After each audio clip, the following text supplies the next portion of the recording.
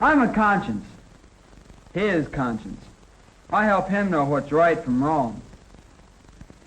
Right now, I'm a very tired conscience because I've been awake all night trying to figure out some way to help George. He's George, and I'm him. And we're, well, you know how a conscience works. It's just about time to get up. And in a few minutes, I'll be all tied up with George for the day. But first, I'd like to ask you to come along and observe. Perhaps you'll be able to tell me how I can help George. Maybe then I can get some rest.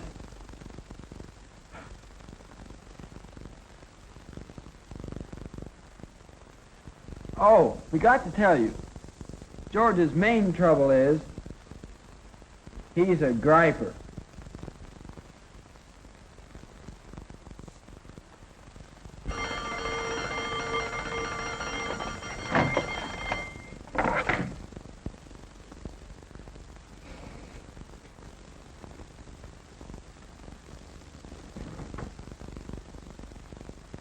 George, breakfast ready. You gonna get up, or do I have to come in there and pull you out of bed?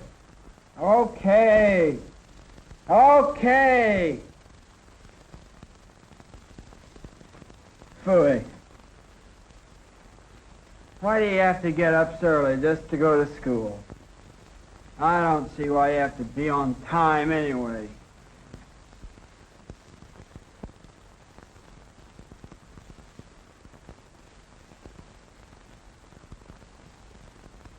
See what I mean? George is griping already. Wonder why he can't be like Betty Anderson. She's the girl we walk to school with sometimes. Gotta keep conscience, too. Well, now, she always seems friendly and cheerful. It's about time to get up over at her house, too. Do you suppose she starts out a day the way George does? George! Oh, my gosh, he shouldn't be without me. You look in on Betty while I find George.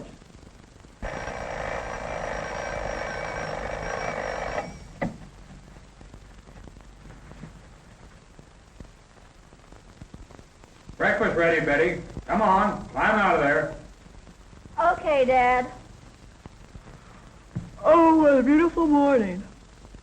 Oops. Better hurry. Got lots to do today.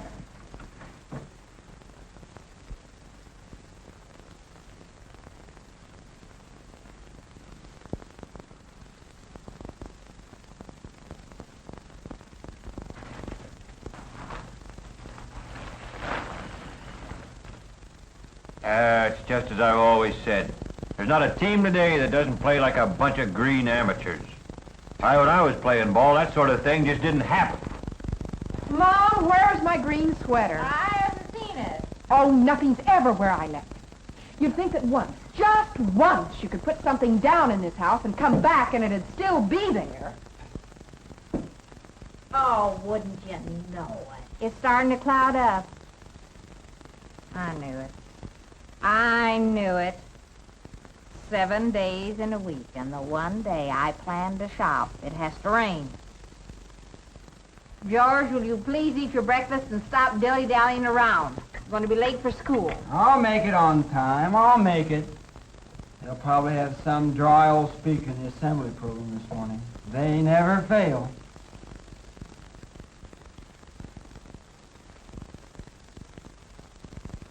As you can see, George comes from a long line of gripers. I wonder if Betty has the same trouble with her family. Whoops, gotta go.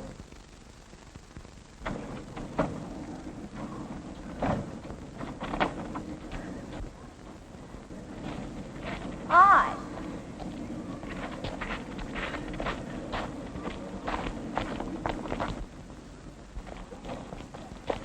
Hi, George. Hi. Mind if I walk to school with you? No. Hi. Hi, Betty. Betty. The rally I hope there's a big turnout for the rally this afternoon. It's the first game. Everyone's going to be there. You're coming, aren't you, George? No, I'm not coming. We'll lose the game anyway. We always lose. Well, what's eating him? Oh, you know George. He's the biggest gripe I know. Wait a minute, George. Well, why do you suppose a swell girl like Betty would go out of her way to be nice to a wet blanket like George? Maybe we think she's so swell because she is nice to everybody, even George. Why do you suppose he's so sour on everything? Maybe it's because he never does anything. Yeah, the coach tried to get George to try for the basketball team last year. But would he do it? No, sir. Remember the first game last year? Betty and the other cheerleaders talked George into going, and boy did he mess up the works.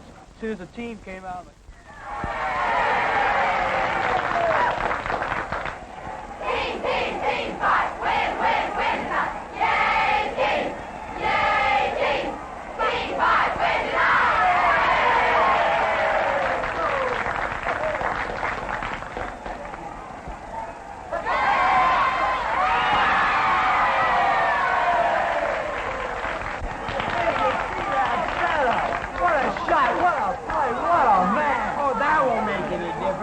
They'll probably score 3 or 4 times to our 1.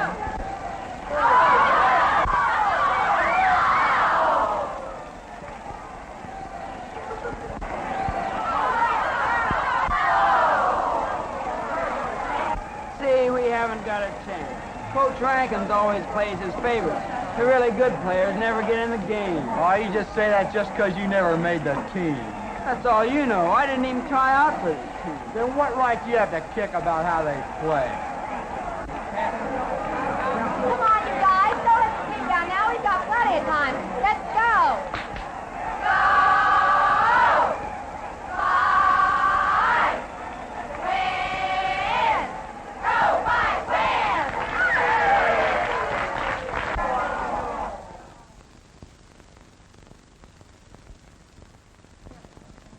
I told you so. I told you we couldn't win. George, you're a dope. All this griping hasn't made you any happier. And since it hasn't helped them, take a look.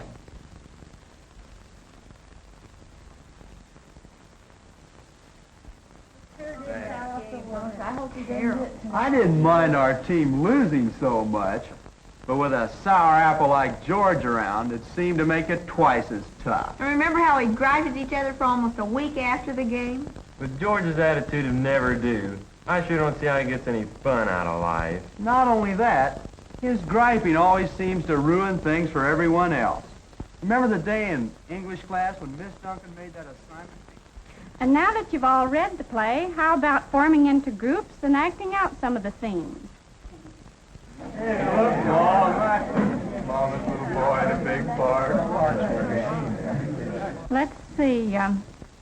George, how would you like to be chairman of one of the groups? I'd rather not. I'd just as soon read the plays as fool around with this make-believe kid stuff. I see. Well, perhaps we'd better not take this exercise after all. Class, open your books to page 112, please.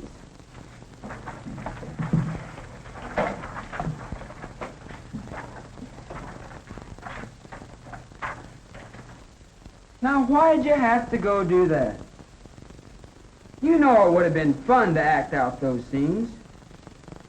You always gripe about school being so dull, yet you never help to make anything interesting. Take a look around you, George. You spread happiness like a blotter. George's griping sure has always seemed to gum up the word. We're great ones to talk. Do you realize we've been doing a pretty good job of griping ourselves all this time? Let's go. I'll see you, Francis. You know, the day that George Foster sees the bright side of anything, he'll probably declare a school holiday. Isn't that the truth?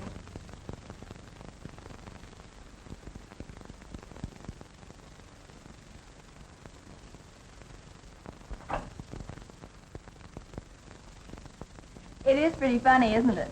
What? No, it's kind of silly if you ask me. Oh, George, why don't you relax and quit trying to impress everyone with how stupid you think everything is? I'm sorry, George.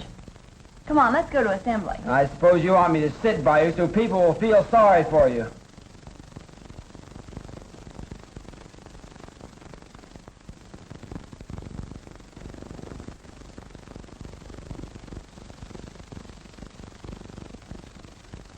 Now, why'd you have to go do that?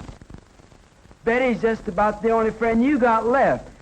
And yet, even with her, you gotta be your nasty old self and gripe.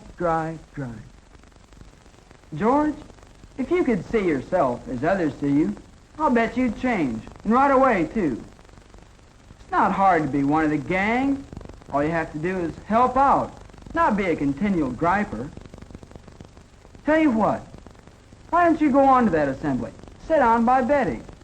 Tell her you're sorry. Oh, what's there to lose by trying? Come on, let's do it. And remember, smile. Well, there he goes. I wonder if George can really stop being the griper. Can he do anything about the griping in his home? If George could change, would the other students accept him? Does George remind you of anyone you know? What do you think?